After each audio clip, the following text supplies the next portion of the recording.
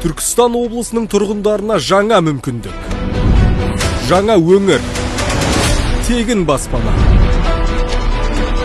10 мыңнан астам бос жұмыс орны. Мардымды жалақы. Еліміздің 7 өңірі Түркістан облысының тұрғындарын шақырады. 8-10 сәуір аралығында Түркістан облысының 3 ауданында солтүстік өңірлерге қоныс аудару жәрмеңкесі өтеді. Өтетін орындар: 8 сәуір Жетісай ауданы, 9 сәуір Сайрам ауданы, 10 сәуір Түркістан қаласы. Жәрмеңкеде Шығыс Қазақстан, Солтүстік Қазақстан, Абай, Қарағанды, Павлодар, Қостанай және Ұлытау облыстарынан келген ірі жұмыс берушілер тұрақты жұмыс орындарын ұсынады. Қоныс аударушыларға мемлекет тарапынан қаржылай қолдау көрсетіледі.